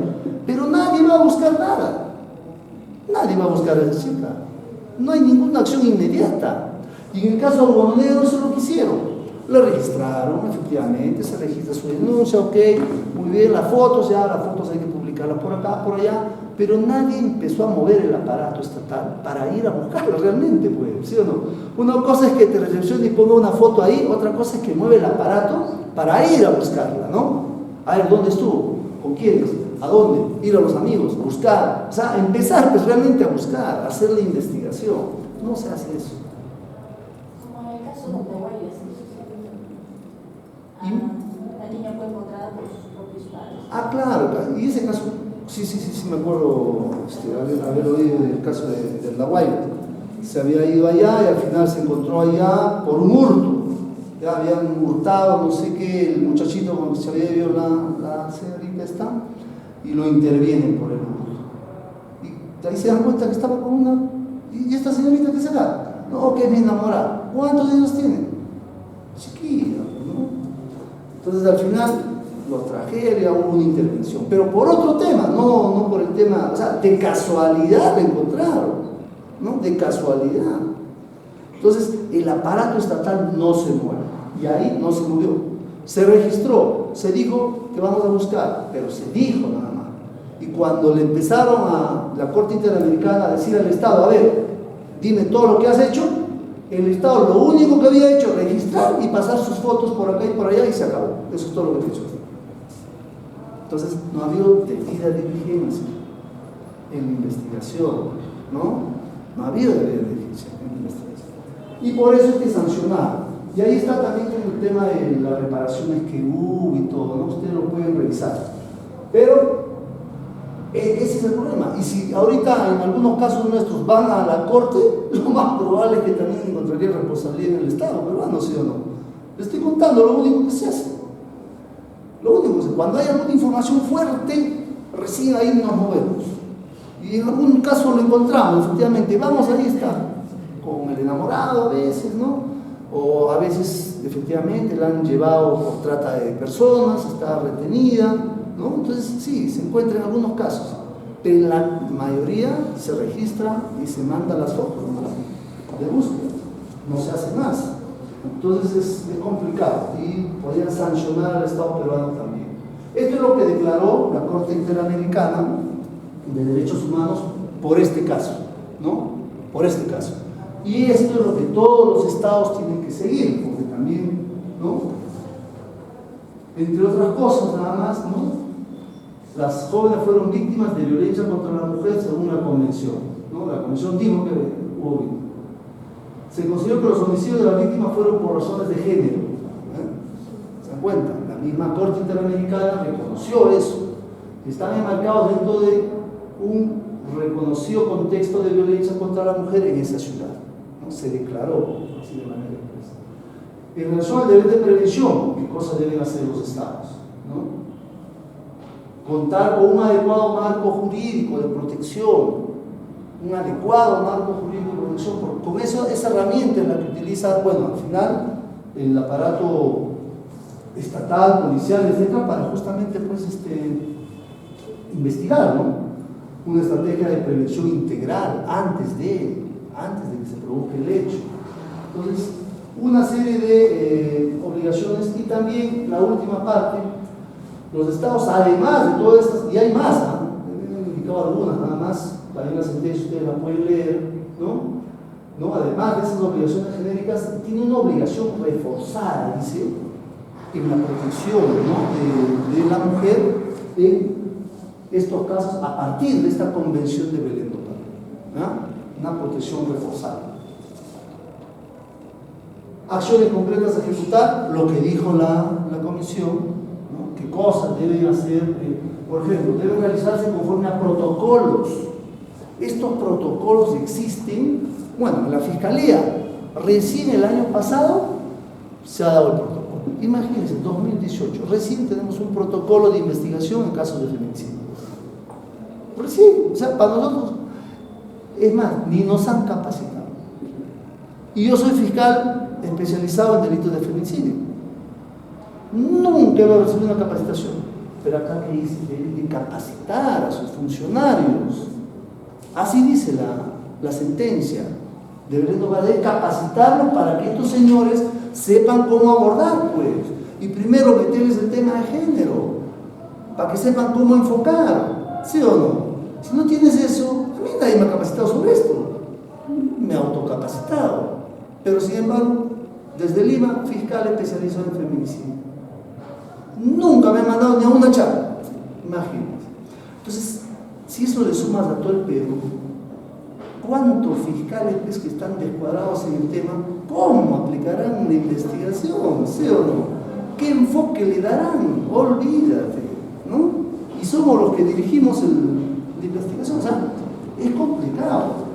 Es complicado, desde el mismo Estado no se da, ¿no? Entonces, acá lo tengo el protocolo también, se lo estoy dejando, ¿ya? Se estoy dejando el protocolo para que ustedes puedan, eso para investigación, para que lo lean ustedes mismos, se empapen más del tema. Estoy dejando el protocolo para que lo puedan revisar, ¿no? Lo puedan revisar y puedan, bueno, pues conocer ese protocolo, porque tampoco nadie lo conoce, nosotros somos los únicos. Ni siquiera se publica en el peruano. Es un protocolo interno del Ministerio Público. En el intranet sí no lo publican, ¿ya? Pero es necesario que se conozca también, ¿no? Y especialmente pues, la gente que estamos en estos temas tenemos que conocer, ¿ya? Entonces la investigación debe incluir una perspectiva de género, ¿ya? La Belén do Pará, ahí está, lo dice claramente, y esa perspectiva de género está en nuestro protocolo. Ahora van a ver ustedes nuestro protocolo y dice, la investigación tiene que ser con perspectiva de género. ¿Cuándo? Noviembre del 2018. O sea, los fiscales desde noviembre del 2018 recién vamos a empezar a aplicar esto. Y todo lo demás, bueno, nuestro sabio entender lo hemos estado investigando. ¿Se dan cuenta? Entonces, estamos pues en pañales, ¿no? Estamos en pañales. Debemos de prepararnos mucho más en estos temas. Avanzamos un poco más. ¿Hasta qué hora es? 8 minutos, ¿no? Sí. Ya, 15 minutos más vamos a dar. ¿Ya? Y les voy a dejar porque ya ustedes lo pueden revisar más la diapositiva, para que lo puedan revisar. Algunas definiciones. A ver, algunas definiciones sobre lo que es feminicidio. ¿Ya? Esta persona, Diana Russell, ¿no? Una sudafricana, ¿no? Una sudafricana que de padres ingleses, vivió en Sudáfrica, psicóloga, psicóloga. Ellos son los que meten temas pues, de género. Los abogados no sabemos nada de eso. No estamos en la calle de estos enfoques, pero tenemos que conocer, tenemos que acercarnos a esos estudios, que lo ha hecho la psicología, la sociología, ¿no? Tenemos que acercarnos para poder entender bien el enfoque del género. Entonces, ella es la que acuñó, según algunos doctrinarios, otros dicen que no fue, aunque fue Marcela Lagarde, ¿no? Bueno, ahí siempre hay posiciones, pero estamos trayendo las dos posiciones, ¿no? Al final son datos históricos que son importantes. En la década del 70, pues, acuña esto, ¿no? El femicidio, no feminicidio, ¿no? El femicidio. Entonces, así es como ella acuña esta expresión para dedicarse o para enfocar que los asesinatos realizados por varones motivados por, miren, un sentido de tener derecho a ello, o sea, el sentido de superioridad, ¿no? inferiores, las mujeres superiores, el sentido de superioridad de la sociedad pues, en general, ¿no? Pues esto ya sabemos que es un fenómeno global, ¿no? Pero ¿por qué? Ella le pone algunos elementos, ¿no? Por placer, por deseos sádicos hacia ellos, o por la suposición de propiedad sobre las mujeres.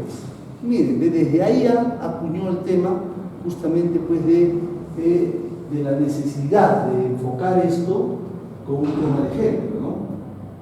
Ella es mi propiedad. Cuando ustedes escuchen a un hombre decirles, tú eres mía y solo mía, ya ese pata bota, ¿no? Porque le está diciendo que son de su propiedad, ¿no? ¿Sí o no? Tú eres de mí y de nadie más, ¿no? Ya ese pata, ahí nomás compadres, ¿no? Porque les está diciendo en su cara que son de su propiedad, ¿no? Eso es, pues, ese es el chip que tenemos nosotros, ¿no? Es como, este celular es mío y de nadie más. Igual a la mujer, ¿no? Tú eres mía y de nadie más. Olvídense ya. Entonces, eso está pues metido ahí en el chip. Tenemos que cambiar. Entonces usted le dice, un momentito, tú serás mi enamorado, pero yo no soy de tu propiedad, ¿no? Yo comparto cosas contigo, que paso bien, tú te la pasas bien, pero no te pertenezco. ¿Ah? Y como es el hombre, ¡ay, aguante, esta chica! Seguro que iba a la charla del doctor Vargas. Entonces, obviamente, eso está totalmente mal, pues, ¿no? O sea, que eres un celular, o sea, ¿no? Son cosas que están metidas en el chip, ¿ah? Están metidas ahí en el chip. O sea, hay que cambiar eso. Entonces, en esa época ella pues acuña, en América Latina también se sigue un poco esto y al término femicidio se le empieza a definir desde diversas formas, ¿no? El asesinato misógino de mujeres, ¿no? O sea, el odio a las mujeres, el asesinato masivo de mujeres cometido por hombres desde su superioridad de grupo, ¿no? Se empieza a tomar estos conceptos. La violencia ejercida por hombres contra mujeres en su deseo de obtener poder, dominación, control, ¿no? Sobre las mujeres, Entonces ya se va formando un poco las concepciones a base a Diana Russell, ¿no? Que fue activista, pues, ¿no? De los derechos de la mujer, ¿no? Activista de los derechos de la mujer. Luego tenemos a Marcela Lagarde, mexicana ella, ya les he dicho, el caso algodonero en México, ¿no? Todo el tema. Entonces, ahí dice que es el acto de matar a una mujer solo por el hecho de su pertenencia al sexo femenino. Ahí está, por su condición de tal, ¿no? Ahí está acuñado, Lagarde. Por el hecho de ser mujer, por eso te mato, por eso te lesiono, por eso te limito. Entonces hay un significado político, ¿no? De denunciar la falta de respuesta estatal. Igual con Russell, también hay un mensaje político. ¿Por qué? Esto estaba invisibilizado, nadie veía el problema. No, son homicidios, son asesinatos, ¿no? Hoy tenemos 1000 asesinatos en nuestra ciudad, de los 400 son mujeres, son parte pues del crimen, ¿no? Es parte del crimen. O sea, era parte de la criminalidad común, parte del crimen organizado, lo que tú quieras, parte de la trata de personas, ¿no? Del tráfico de inmigrantes, era cualquier cosa menos el tema que estaba en el chip, ¿no? Menos el tema patriarcal. Eso no estaba, eso estaba invisible, nadie lo veía, pero ella sí, ahí está, ¿no? Miren esos conceptos, ella sí lo vieron, y a partir de esos conceptos es que se empieza a hablar pues, de este tema de género, ¿no? Entonces, era parte de la criminalidad, pero no era que la mataron por su pertenencia al sexo femenino o por ese tema de superioridad entre el hombre y la mujer, ¿no? Entonces, ellas son las, digamos, que acuñan estos temas, ¿no? Y ya Lagarde también dice que es un crimen de Estado. No, eso es un crimen entre particulares, etc. O sea, el Estado no tiene nada que ver, ¿no? Pero ya hemos escuchado Belén do Pará, la responsabilidad estatal de la debida diligencia, de la investigación, prevención, sanción. Es una obligación del Estado, no es un problema de particulares, ¿no?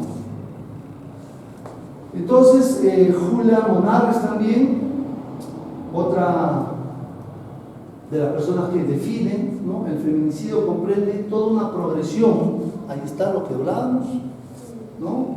El tema circular de actos violentos que van desde el maltrato emocional, ¿no? Un insulto por ahí, ¿no? Poco a poco, una humillación a nivel psicológico, luego los golpes, luego insultos más golpes, ¿no? Y luego utilización de armas, agudizar más la violencia y la muerte. Pero ese es un proceso, eso no se da en un solo día. Hace un mes te gritó, hace una semana te insultó, antes de ayer te agredió y mañana te mató. O sea, es un proceso continuo de años de relación de pareja, de esposos, ¿no? O sea, es continuo y en algún momento termina eso. Pero eso no veíamos antes, porque el hogar no era parte tampoco del estudio así sociológico y psicológico. Eso estaba solamente en la esfera del hogar. Golpes y golpes y golpes y golpes y una muerte, bueno, murió por otra cosa. Nunca murió por el tema de la superioridad del hombre hacia la mujer. Ahí está, eso es el gran aporte de ellos, ¿no? Ese es el gran aporte que han despertado un poco, o sea, han empezado a hacer ver a los estados, oye, que acá están muriendo, pero parece que no es por crimen común, ¿no? A ver, empecemos a investigar y encontraron que no era por criminalidad común, sino era por esas cuestiones estereotipadas que tenían los hombres, superioridad con relación a las mujeres, ¿ah? Entonces ahí está, ¿no? Y también la ONU hizo eco de todo esto, ¿no? Indicando, pues, ¿no? Que en los países donde se manifiesta con mayor intensidad los feminicidios, miren, donde se manifiesta con mayor intensidad, como el caso peruano, muestra la persistente penetración de la cultura machista. Ahí está. Un reconocimiento internacional ya de que todo el mundo está con esta cultura machista, patriarcal, dominante, por la cual la desigualdad institucionalizada de género sirve de base a la discriminación y ayuda a legitimar la subordinación de las mujeres y a ese trato diferencial en el acceso a la justicia. Difícil el acceso a la justicia, pero ahí está bien indicada por la misma ONU la cultura machista. En el tema de los tipos de feminicidio, también la ONU ha dado sus aportes en las definiciones, ¿no? En las clases, en las tipologías que podemos encontrar de feminicidio, y habla pues de las activas o directas, ¿no? Y hay una clasificación ahí de diversos tipos de muertes que se dan a la mujer en diversos escenarios, ¿no? Ahí habla como una de las clases del misógino, por ejemplo, ¿no? Las muertes por honor, las muertes en conflictos, ¿no? Conflictos bélicos, donde también intervienen las mujeres, el pago de la dote, que todavía aparece en Perú, en algunos lugares se observa, la mujer relacionada con la identidad de género, con la orientación sexual, ¿no? Los lesbofóbicos, esta es lesbiana, hay que matarla, hay que discriminarla, hay que votarla, ¿no? O sea, también hay eso, ¿no? Hay eso, así como el homofóbico, ¿no? A los gays hay que darles palo, también a las lesbianas. Entonces también por eso las matan, por eso las matan. Es un tema, el infanticidio femenino, basado en el sexo, basado en género y sexo, las mujeres y niñas relacionadas con el origen étnico y la identidad indígena, ¿no? Por ser de esas etnias hay que agredirlas, desaparecerlas, matarlas. La otra clasificación, las pasivas o indirectas, ¿no? Que también ahí se dan diversos escenarios. La muerte tenida por negligencia, por privación de alimento o maltrato, que se da también en el entorno. El tema de las pandillas, las bandas criminales, el tema de las prácticas dañinas, como es la mutilación femenina, ¿no? Que se dan en algunos países de África, ¿no? Entonces, la ONU ha hecho una clasificación también para ir más o menos orientando, en términos generales, no típicos, no de tipicidad penal, el tema de la clasificación del feminicidio. O sea, también se puede dar por eso, pero eso no necesariamente, pues, ¿no? obviamente van a caer en políticas de Estado, tienen que ser protegidas. Y las modalidades delictivas, digamos, las que conocemos ya nosotros y que sigue también nuestro Código Penal, ¿no? En cuanto a la clasificación, ahí está el íntimo, que es el que ocurre, ¿no? En el interior de la familia, por el cónyuge, excónyuge. Acá, por ejemplo, no solamente se limita a la pareja que ha tenido una relación de pareja o tiene una relación de pareja con el homicidio, sino también esto se extiende, este concepto de feminicidio íntimo se extiende, ¿no? A los convivientes, novios, enamorados, parejas sentimentales, etc., ¿no? O sea, en general se da este concepto íntimo. Se incluye también lo de las muertes del entorno familiar, ¿no? Que es algún miembro de familia, el padre, el padrastro, el hermano, el primo, etc. Entonces, este concepto íntimo es más amplio, ¿no? Al inicio solamente decía, no, es la pareja o el cónyuge, ¿no? O el ex conviviente, no, es más amplio.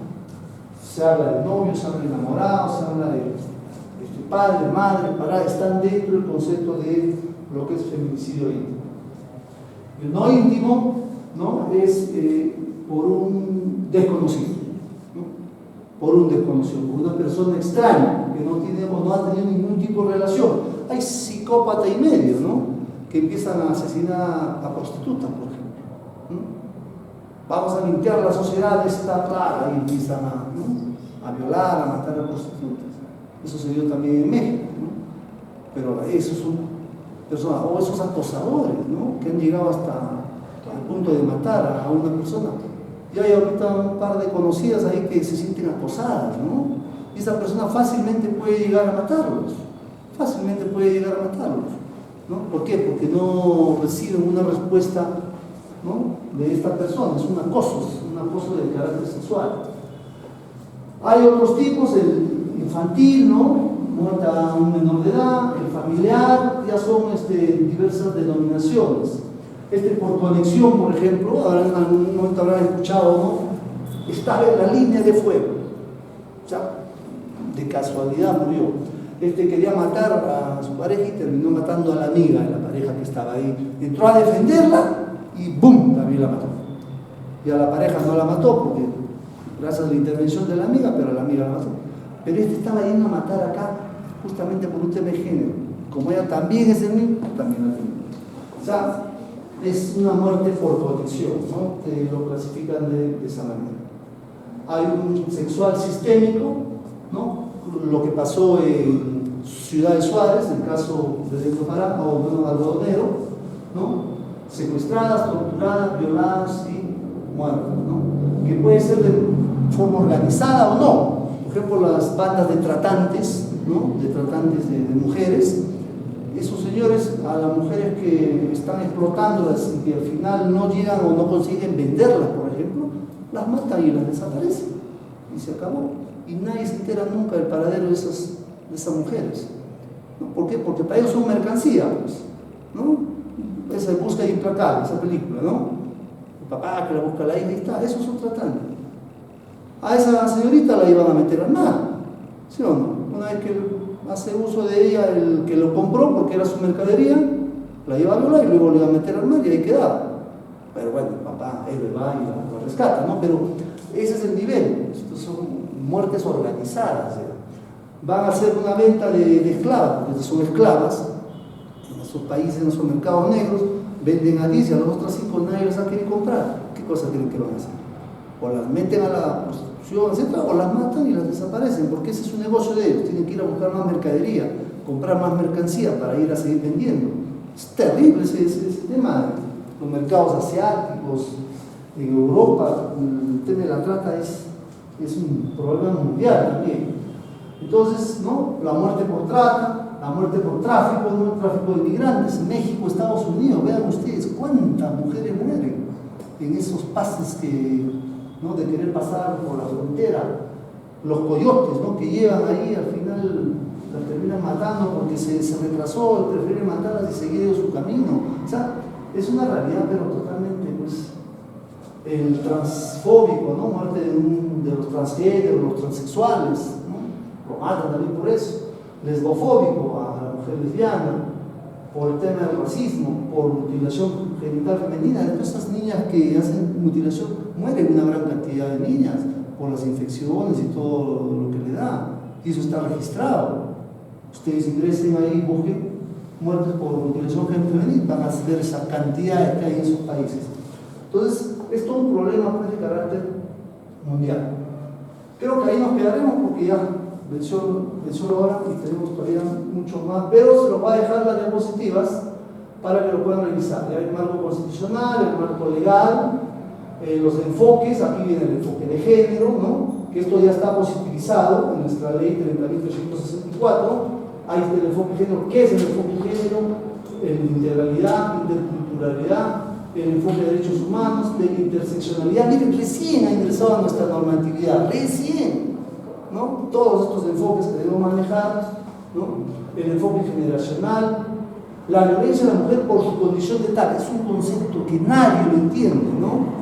Nadie lo entiende. Entonces, ahí está, lo ha señalado claramente en la ley y el reglamento. Esto está en el reglamento artículo 4.3 de la ley 30.364. Entonces, ¿qué es? Ahí está. Acción, misión identificada por violencia por los artículos 5 y 8 de la ley que se realiza en contexto de violencia de género.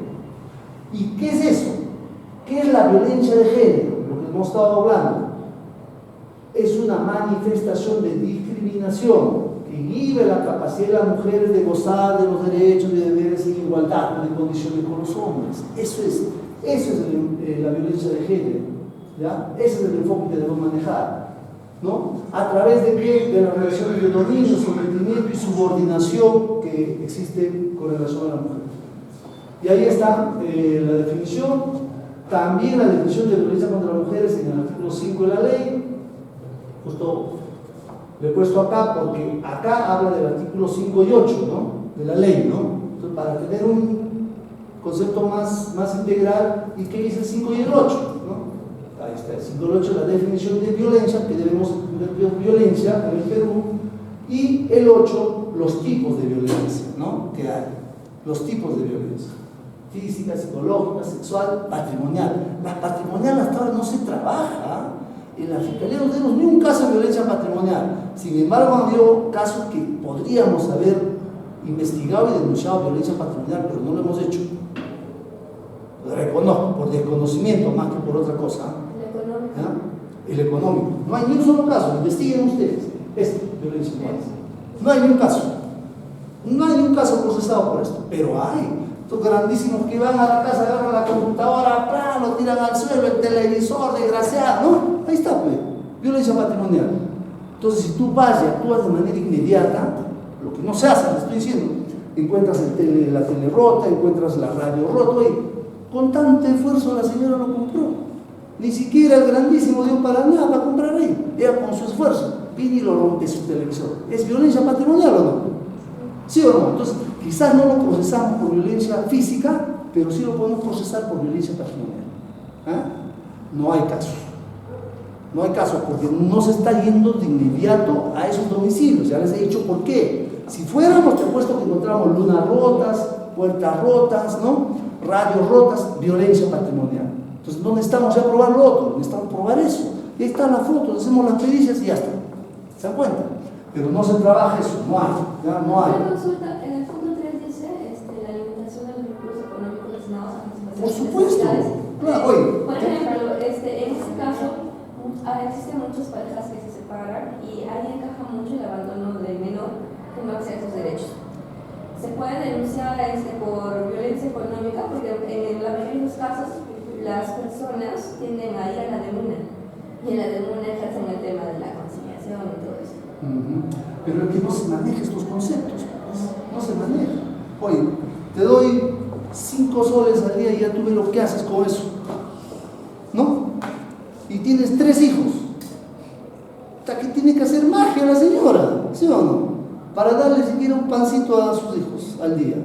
Entonces, eso es violencia, limitación de recursos económicos. Y este señor gana, pues, digamos, 1.000 soles, 1.500 mensuales. Entonces tiene para dar, pues, 20 soles al día. ¿Por qué da 5 soles? Es una limitación que tiene que ver con la subordinación o no de la mujer. La tiene dependiente a él. Si no le da sus 5 soles, ni ella come. ¿Ve? O sea, así está, así de arraigado el tema, así de arraigado está. Entonces hay que manejar también, inclusive, mira, el tema de la posesión, de herencia y propiedad, o sea, acá pueden entrar varias cosas, ¿ah? En lo que es violencia económico-patrimonial, pero no lo estamos manejando, ¿ya? Nosotros menos, pues, los demás entes. Ahí está la evolución legislativa a nivel penal, ¿no? Como le digo, mire, recién artículo 108, incorporado por la ley 30.000 del 2013. En 2013 recién oficialmente estamos trabajando este tema bien, digamos, con la normatividad ya completa, ya completa. El término, en 2011 se incorpora el término de feminicidio a través de esta ley, ¿no? Ya, y dice, mire cómo lo incorporaron, ¿no? Por primera vez en nuestra legislación, ¿no? Si la víctima del delito, porque este delito es parricidio, ¿ya? Parricidio, ¿no? Si la víctima del delito descrito, eso ha sido cónyuge, o la conviviente del autor, mire, se limita solo a eso, cónyuge conviviente, ¿ya? Nada de los conceptos que he dicho antes, o estuvo ligada a él por una relación análoga, el delito tendrá nombre de feminicidio. Recién ahí incorpora el 2011 tímidamente, ¿no? En base a esos acuerdos que hemos visto que donde participó Perú, ¿no? Esas recomendaciones, tímidamente. Por lo menos el nombre lo incorpora, pero recién en 2013 le dan ya la estructura completa al delito y estamos 6 años, ¿no? 6 años recién trabajando con esto.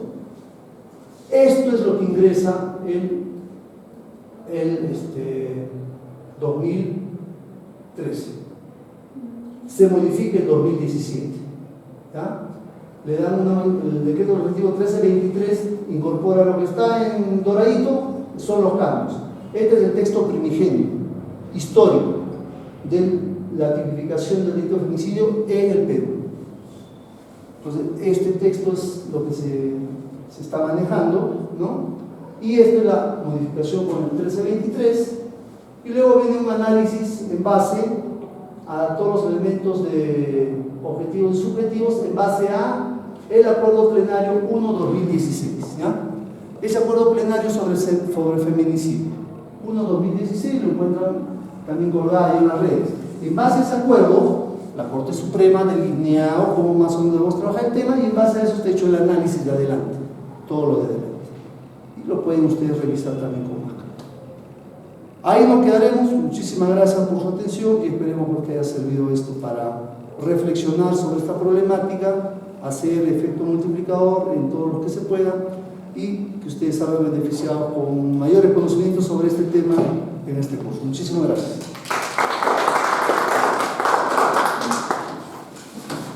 Ahí lo dejamos para que lo puedan trabajar. El protocolo ni hemos visto, pero ya se lo dejo también, ¿ya?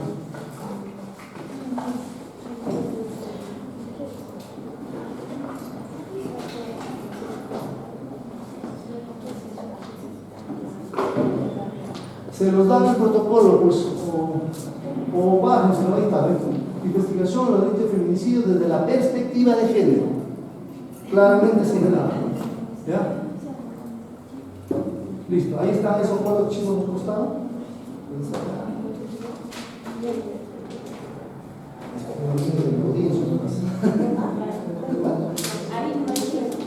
Ahí está. Ahí está en el código, ¿ya? Listo, gracias, nos vemos. Chao, chao. Gracias.